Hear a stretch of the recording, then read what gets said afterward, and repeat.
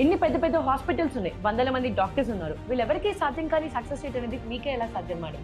ఈ ప్రపంచంలో డాక్టర్స్ కి హాస్పిటల్స్ కి కొదవే ఉంది Manju. We're India's first hospital where patient అనే వాళ్ళని మేము హాస్పిటల్స్ రావద్దనే చెప్తాం. ఏ హాస్పిటల్ కైనా రెవెన్యూ అనేది పేషెంట్స్ వచ్చి కన్సల్టేషన్స్ కడితే వస్తుంది, లేకపోతే స్కాన్లని టెస్ట్లని రాస్తే వస్తుంది, లేకపోతే తాంబూలం ఇచ్చినట్లు మందులు ఇచ్చి పంపించాలి. We're India's first hospitals where OPD లేదు. పేషెంట్స్ అనే వాళ్ళు డైరెక్ట్ గా ఇక్కడికి ట్రీట్మెంట్ కి వస్తారు. ప్రపంచంలో ప్రతి చోట పెనుమార్పులు వస్తున్నాయి. క్యాసెట్స్ నుంచి సీడీ ప్లేయర్లు, ఇప్పుడేమో ఐఫోన్లు. ఐఫోన్ కి కూడా ప్రతి సంవత్సరం అప్డేట్ వస్తూ ఉంటుంది. ఇక్కడ నుంచి మీకు ముంబై వెళ్ళాలన్నా టికెట్ కాస్ట్ ఎంత అవుతుంది, ఎంత టైంలో వెళ్తారు అన్ని ముందుగానే తెలిసిపోతాయి. స్విగ్గీలో బిర్యానీ 50 రూపాయల నుంచి 500 రూపాయల వరకు రకరకాల ధరల్లో ఉంటుంది. మీకు నచ్చిన చోట నుంచి ఆర్డర్ చేసుకుంటారు. అండ్ అసలు ఎంత టైంలో మీకు ఇంటికి వస్తుందో కూడా ముందుగానే తెలిసిపోతుంది. ఒక్క హాస్పిటల్కి వెళ్తేనే అసలు ఎంత టైం పడుతుంది, రిపోర్ట్స్ ఏం వస్తాయో, అసలు ఎంత ఖర్చు అవుతుంది, ఏమీ తెలియని అయోమయం. మాకు రోజుకి 1400 ఫోన్ కాల్స్ వస్తాయండి.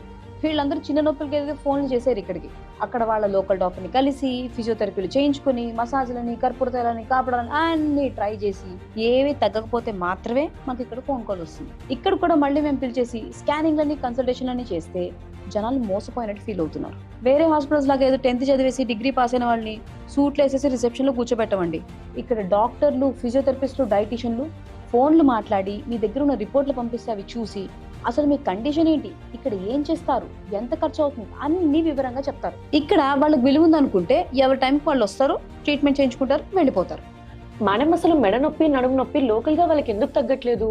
ప్రపంచంలో ఇంత పెద్ద కార్పొరేట్ హాస్పిటల్స్ ఉన్నాయి, వందల మంది డాక్టర్స్ ఉన్నారు, వాళ్ళు ఏం చేయలేరంటారా? ప్రపంచంలో ఏ డాక్టర్ అయినా 2 పనులు చేస్తారు. సర్జరీ ఎంత పెద్ద విషయం అయితే సర్జరీ చేస్తారు, లేకపోతే మందులే రాస్తారు.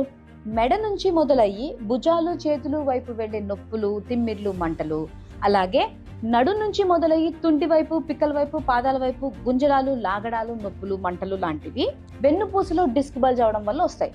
గమ్మత్ ఏంటంటే ఎక్స్రేలు, ఎంఆర్ఐలు చూసినా మందులే ఇస్తారు. అవి లేకపోతే 2 రూపాయలు పెట్టుకున్నా మీకు మెడికల్ షాప్ లో అయినా అవే మందులు ఇస్తారు. పెయిన్ ఉంటే పెయిన్ కిల్లరే ఇస్తారండి. ఇకపోతే ఫిజియోథెరపీ అని, కైరోప్రాక్టర్లు ఏమో వెన్నుపూసలు విరిచేస్తూ ఉంటారు. ఇంకా అన్ని పైన బామ్లని, కర్పూరతైలని, జెల్లని రాయడాలు, రుద్దడాలు. చాలా మందికి ఇలా వేళ్లు విరుచుకునే అలవాటు ఉంటుంది. అదొక టైప్ ఆఫ్ స్ట్రెచింగ్. ఇవన్నీ హాయి కలిగిస్తాయి. సంవత్సరాల తరబడి టైం వేస్ట్ చేసుకుంటూ, వెళ్ళిన చోటల్లా డబ్బు పాడవుతూ, డాక్టర్ చుట్టూ తిరుగుతూ టైం పాస్ చేస్తూ ఉంటారు వీళ్ళు. పోనీ ఏదైనా నొప్పి తగ్గిందా అంటే నొప్పితో సఫర్ అవుతూనే ఉంటారు, ఆరోగ్యం పాడవుతూనే ఉంటుంది.